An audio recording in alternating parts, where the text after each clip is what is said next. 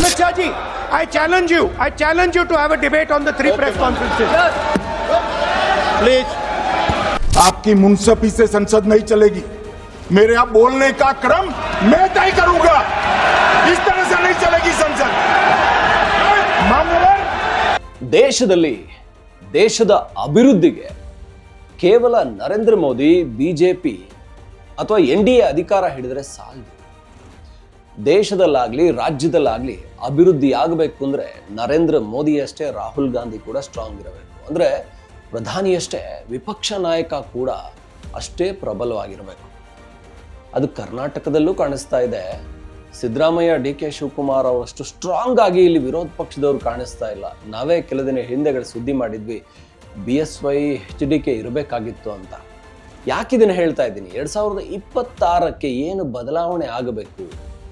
ರಾಹುಲ್ ಗಾಂಧಿ ಸ್ವಲ್ಪ ಬದಲಾಗಬೇಕು, ಇಲ್ಲ ಕಾಂಗ್ರೆಸ್ ಸ್ವಲ್ಪ ಬದಲಾಗಬೇಕು. ಅದು ಯಾವುದೋ ರಾಜಕೀಯ ಕಾರಣಕ್ಕಲ್ಲ, ಜನಸಾಮಾನ್ಯರ ಕಾರಣಕ್ಕೆ. ಅಟಲ್ ಬಿಹಾರಿ ವಾಜಪೇಯಿ ಒಂದು ಮಾತನ್ನು ಹೇಳಿದ್ರು 96ರಲ್ಲಿ, ನೀವು BJPಯನ್ನ ಎದುರು ಹಾಕೊಳ್ಳಿ, ಆದರೆ ರಾಮನನ್ನ ಎದುರು ಹಾಕೋಬೇಡಿ ಅಂತ ಕಾಂಗ್ರೆಸ್ಗೆ ವಿಪಕ್ಷಗಳಿಗೆ ಹೇಳಿದ್ರು. ಬಹಳ ಪ್ರಮುಖವಾದಂಥ ಮಾತಿದೆ. ಕಾಂಗ್ರೆಸ್ ಸುಮ್ಮನೆ ಸೋಲ್ತಾ ಇರೋದಕ್ಕೆ ಇದೇ ಪ್ರಮುಖ ಕಾರಣ ಅನ್ನಿಸ್ತಾ ಇದೆ. ನೀವು ಯಾವುದೇ ವೋಟ್ ಚೋರಿ ಅಥವಾ EVM ಒಂದೊಂದು ಸೋಲಿಗೆ ಒಂದೊಂದು ಕಾರಣಗಳನ್ನು ಹುಡುಕೊಳ್ತಾ ಬಂದಿದ್ದೀರಾ ಹೊರತು ನಿಮ್ಮ ವೀಕ್ನೆಸ್ ಅನ್ನು ನೀವು ಅರ್ಥ ಮಾಡ್ಕೊಂಡಿಲ್ಲ. ಬಹುಸಂಖ್ಯಾತ ಹಿಂದೂ ಧರ್ಮದವ್ರನ್ನ ಕಡೆಗಣಿಸಿ, ಬಹುಸಂಖ್ಯಾತ ಸನಾತನದವ್ರನ್ನ ಕಡೆಗಣಿಸಿ, ಈ ಬಹುಸಂಖ್ಯಾತ ಭಾರತದಲ್ಲಿ ಅಂದ್ರೆ ಹಿಂದೂಗಳಿರುವಂಥ ಭಾರತದಲ್ಲಿ ಅಲ್ಪಸಂಖ್ಯಾತರನ್ನ ಓಲೈಕೆ ಮಾಡಿಕೊಂಡು ಸರ್ಕಾರ ಸುಭದ್ರವಾಗಿರುತ್ತೆ, ಆದರೆ ವಿರೋಧ ಪಕ್ಷ ಅಭದ್ರವಾಗಿರುತ್ತೆ. ರಾಹುಲ್ ಗಾಂಧಿ ಅವರು 2026ರಲ್ಲಿ ಏನು ಮಾಡಿದರೆ ಒಳ್ಳೆಯದು ಅಂತ ನಾನು ಇವತ್ತು ಹೇಳೋದಕ್ಕೆ ಹೊರಟಿದ್ದೀನಿ. 2026ರಲ್ಲಿ 2027ರಲ್ಲಿ ಬರುವ ವರ್ಷಗಳಲ್ಲಿ ಭಾರತ ಮತ್ತಷ್ಟು ಸ್ಟ್ರಾಂಗ್ ಆಗಬೇಕು ಅಂದರೆ BJP 3ನೇ ಬಾರಿ ಅಧಿಕಾರ ಮಾಡ್ತಾ ಇದೆ. NDA ಮೈತ್ರಿಕೂಟ, ಅದರಲ್ಲಿ ಮೋದಿ ಪ್ರಧಾನಿಯಾಗಿದ್ದಾರೆ. ಮೋದಿ ಕೂಡ ಎಚ್ಚರಿಕೆಯಿಂದ ಇರಬೇಕು. ವಿರೋಧ ಪಕ್ಷಗಳು ಅಷ್ಟು ಅಲರ್ಟ್ ಆಗಿರಬೇಕು, ವಿರೋಧ ಪಕ್ಷಗಳು ತುಂಬ ಸ್ಟ್ರಾಂಗ್ ಆಗಿರಬೇಕು. ವಿರೋಧ ಪಕ್ಷದ ನಾಯಕರು ವಿದೇಶ ಪ್ರವಾಸ ಮಾಡಿಕೊಂಡು ಎಲೆಕ್ಷನ್ ಬಂದಾಗ ಆಡಳಿತ ಪಕ್ಷವನ್ನು ವಿರೋಧಿಸೋದು, ಅಥವಾ ಲೋಕಸಭಾ ಅಧಿವೇಶನಗಳು ಬಂದಾಗ ಸರ್ಕಾರದ ವಿರುದ್ಧ ಮಾತಾಡೋದು, ರಾಜ್ಯಗಳಲ್ಲಿ ಚುನಾವಣೆ ಇದ್ದಾಗ ಮಾತಾಡೋದು ಮಾಡಿದರೆ ಸಾಲದು. 24 ಗಂಟೆ ರಾಹುಲ್ ಗಾಂಧಿ ರಾಜಕೀಯನೇ ಮಾಡಬೇಕು. ಒಂದು ತಮಾಷೆ ಸೋಷಿಯಲ್ ಮೀಡಿಯಾದಲ್ಲಿ ವೈರಲ್ ಆಗುತ್ತೆ ಯಾವಾಗಲೂ. ಕಾಂಗ್ರೆಸ್ಸು ಮಹಾರಾಷ್ಟ್ರನ, ದೆಹಲಿನ, ಬಿಹಾರನ ಸೋತ್ಕೊಂಡು ಬಂದಾಗೆಲ್ಲ BJPಯಲ್ಲಿ ಸ್ಟಾರ್ ಪ್ರಚಾರಕರು ಅಂದ್ರೆ ಯಾರು ಗೊತ್ತಾ? BJPಯನ್ನ ಇಷ್ಟು ನಿರಂತರವಾಗಿ ಗೆಲ್ಲಿಸ್ತಾ ಇರುವಂತ 3 ಸ್ಟಾರ್ಗಳಿದ್ದಾರೆ. ಅದರಲ್ಲಿ 3ನೇ ಸ್ಥಾನದಲ್ಲಿ ಯೋಗಿ ಆದಿತ್ಯನಾಥ್ ಬರ್ತಾರೆ, 2ನೇ ಸ್ಥಾನದಲ್ಲಿ ನರೇಂದ್ರ ಮೋದಿ ಬರ್ತಾರೆ, 1ನೇ ಸ್ಥಾನದಲ್ಲಿ ಬರೋದು ರಾಹುಲ್ ಗಾಂಧಿ ಅಂತ. ಅಂದ್ರೆ ಯಾಕೆ BJPಯವರು ಇದನ್ನ ಟ್ರೋಲ್ ಮಾಡ್ತಾರೆ ಅಂದ್ರೆ, ರಾಹುಲ್ ಗಾಂಧಿ ಕಾಂಗ್ರೆಸ್ನ ಚುಕ್ಕಾಣಿಯನ್ನು ಹಿಡಿದ ನಂತರ ನರೇಂದ್ರ ಮೋದಿನೇ ಪದೇ ಪದೇ ಈ ಮಾತನ್ನ ಹೇಳ್ತಾರೆ, ನೀವು ಲಾಂಚ್ ಆಗಿ ಫೇಲ್ ಆಗಿರುವಂಥ ಪ್ರಾಡಕ್ಟನ್ನು ಮತ್ತೆ ಮತ್ತೆ ಲಾಂಚ್ ಮಾಡ್ತಾ ಇದ್ದೀರಾ ಅಂತ. ಅಂದರೆ ರಾಹುಲ್ ಗಾಂಧಿ ಫೇಲ್ ಆಗಿರುವಂಥ ಪ್ರಾಡಕ್ಟು ನೀವು ಮತ್ತೆ ಅವ್ರನ್ನೇ ಮುಂದೆ ತರ್ತಾ ಇದ್ದೀರಾ ಅಂತ. ಇದು ರಾಹುಲ್ ಗಾಂಧಿ ಇನ್ನಷ್ಟು ಪ್ರಬುದ್ಧವಾಗಿ ವಿರೋಧ ಪಕ್ಷದ ನಾಯಕನಾಗಿ ವರ್ತಿಸಬೇಕಾದಂಥ ಅನಿವಾರ್ಯತೆ ಇದೆ. ನೀವು BJPಯನ್ನು ವಿರೋಧ ಮಾಡಿ, ಆದರೆ ರಾಮನನ್ನು ವಿರೋಧ ಮಾಡೋದಕ್ಕೆ ಹೊರಟ್ರೆ ಈ ದೇಶದಲ್ಲಿ ಬರೀ ರಾಮ ವರ್ಸಸ್ ಅದರ್ಸೇ ಆಗುತ್ತೆ.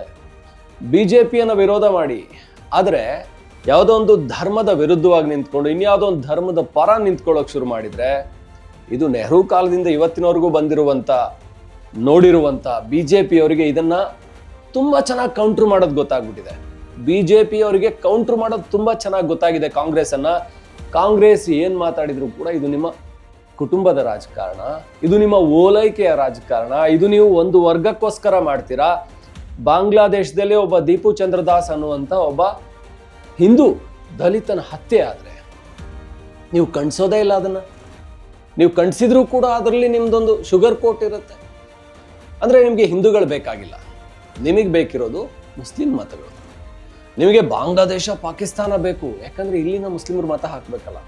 ಈ ಓಲೈಕೆ ಮಾಡಿಕೊಂಡೇನೆ BJP 3ನೇ ಬಾರಿ ಅಧಿಕಾರದಲ್ಲಿದೆ. ಯಾಕೆಂದ್ರೆ ಬಹುಸಂಖ್ಯಾತ ಹಿಂದೂಗಳ ಭಾವನೆಯನ್ನು ಗೌರವಿಸ್ತಾ ಇದೆ, ಬಹುಸಂಖ್ಯಾತ ಹಿಂದೂಗಳಿಗೆ ಏನ್ ಬೇಕೋ ಅದನ್ನ ಮಾಡ್ತಾ ಇದೆ. ಅದರಿಂದ BJP ಅದು ಮಾತ್ರ ಅಲ್ಲ, BJP ಭ್ರಷ್ಟಾಚಾರ ಮಾಡೋದು ಈ ವಿಚಾರಗಳಲ್ಲಿ ಸುದ್ದಿನೇ ಆಗಿಲ್ಲ. BJPಯ ನರೇಂದ್ರ ಮೋದಿ ಸಂಪುಟ ಇದೆಯಲ್ಲ, ಭ್ರಷ್ಟಾಚಾರದಿಂದ ದೂರ ಇದೆ. ಇದೊಂದು ಮಾದರಿಯನ್ನು ಹಾಕ್ಕೊಟ್ಟಿದೆ. ಇಲ್ಲಿ ಜೈಶಂಕರ್, ಅಶ್ವಿನ್ ವೈಷ್ಣವ್ರಂತಹ ರಾಜಕೀಯದಿಂದ ಹೊರತಾಗಿ ಬಂದಂಥವರು ವಿದೇಶಾಂಗ, ರೈಲ್ವೆ ಖಾತೆಯನ್ನು ನಿರ್ವಹಿಸ್ತಾ ಇದ್ದಾರೆ. ನಿರ್ಮಲಾ ಸೀತಾರಾಮನ್ ಅಂತವರು ಅಂದರೆ ಹಣಕಾಸು ಸಚಿವೆಯಾಗಿ ತುಂಬ ಸಮರ್ಥವಾಗಿ ಕೆಲವೊಂದು ಬಾರಿ ಮನುಷ್ಯ ಸಹಜವಾದ ತಪ್ಪುಗಳಾಗ್ತವೆ, ಅದನ್ನು ಬಿಟ್ಟರೆ ಅದ್ಭುತವಾಗಿ ಖಾತೆಯನ್ನು ನಿರ್ವಹಿಸುವಂಥ ಕೆಲಸ ಮಾಡ್ತಾ ಇದ್ದಾರೆ. ಹಾಗಂತ ಮೋದಿ ಸರ್ಕಾರ ಪರಿಪೂರ್ಣ ಅಂತಲ್ಲ, ಅದನ್ನು ನಾನು ಹೇಳ್ತಾ ಇರೋದು. ಮೋದಿ ಸರ್ಕಾರವನ್ನು ಕೌಂಟ್ರ್ ಮಾಡೋದಕ್ಕಾದರೂ ವಿರೋಧ ಪಕ್ಷ ಪ್ರಬಲವಾಗಿರ್ಬೇಕು. ಯಾವುದೋ ಒಂದು SIR ಅನ್ನು ಇಟ್ಕೊಂಡು ಆ SIR ವಿಚಾರವಾಗಿ ಲೋಕಸಭೆಯಲ್ಲಿ ವಾಕೌಟ್ ಮಾಡೋದು, ಅಥವಾ ಯಾವುದೋ ಒಂದು ವೋಟ್ ಚೋರಿ ಅಂತ ಹೇಳ್ಕೊಂಡು ಲೋಕಸಭೆಯನ್ನು ವಾಕೌಟ್ ಮಾಡೋದು. ಅಸಲಿ ಸಮಸ್ಯೆಗಳ ಚರ್ಚೆ ಎಲ್ಲಿದೆ? ಅವರೇನೋ ಅಂದರೆ BJP ಅವರೇನೋ ಪಾಕಿಸ್ತಾನ, ಚೀನಾ, ಮುಸ್ಲಿಂ ಅನ್ನೋ ವಿಚಾರ ತರ್ತಾರೆ ಅಂತ ನೀವು ಅದನ್ನೇ ಇಟ್ಕೊಳ್ಳೋದ? ಸೊ ಹಾಗಾಗಿ ರಾಹುಲ್ ಗಾಂಧಿ 2026ರಲ್ಲಿ ಬದಲಾಗಬೇಕಾಗಿದೆ.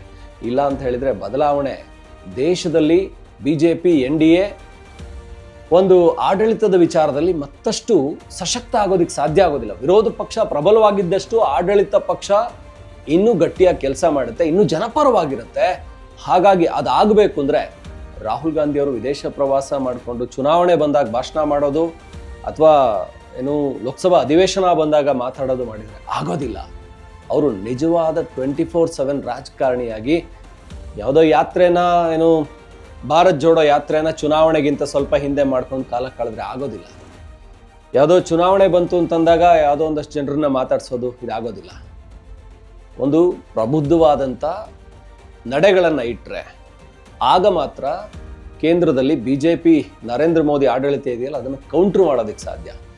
ಹಾಗಾಗಿನೇ 2026 ಬಹುಶಃ ರಾಹುಲ್ ಗಾಂಧಿ ಬದಲಾವಣೆಯಾಗಿ ವಿರೋಧ ಪಕ್ಷದ ನಾಯಕ ಮತ್ತಷ್ಟು ಪ್ರಬುದ್ಧ ಆಗಿ ಕೌಂಟ್ರ್ ಮಾಡೋದಕ್ಕೆ, BJPಯನ್ನು ಎಲ್ಲೆಲ್ಲಿ ತಪ್ಪು ಮಾಡಿದೆಯೋ ಅದನ್ನು ಎತ್ತಿ ತೋರಿಸೋದಕ್ಕೆ ಸಾಧ್ಯ ಆದರೆ ದೇಶಕ್ಕೊಳ್ಳೇದು, ಮತ್ತಷ್ಟು ಅಭಿವೃದ್ಧಿ ಆಗುತ್ತೆ, ಮತ್ತಷ್ಟು ಹೊಸ ಹೊಸ ಯೋಜನೆಗಳು, ಅನುದಾನಗಳು ಅನುಷ್ಠಾನ ಆಗೋದಕ್ಕೆ ಕಾರಣ ಆಗುತ್ತೆ.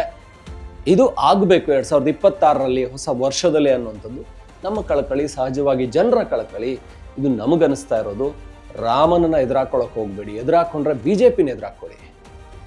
ರಾಮನ ಎದುರಾಕೊಂಡ್ರೆ 96ರಲ್ಲಿ ಅಟಲ್ ಬಿಹಾರಿ ವಾಜಪೇಯಿ ಹೇಳಿದ್ರು, ಅದು 2026ರಲ್ಲಿ ಆಗುತ್ತೆ. 96ರಿಂದ 2026 ಅಂದರೆ ಆ ಒಂದು 30 ವರ್ಷಗಳ ಏನು ಆ ಜರ್ನಿ ಇದೆಯಲ್ಲ, ಜರ್ನಿಯಲ್ಲಿ ಅತ್ಯಂತ ಹೆಚ್ಚು ಗೆಲುವನ್ನು BJP ಕಾಣ್ತಾ ಇದೆ, ಅತ್ಯಂತ ಹೆಚ್ಚು ಸೋಲನ್ನು ಕಾಂಗ್ರೆಸ್ ಕಾಣ್ತಾ ಇದೆ.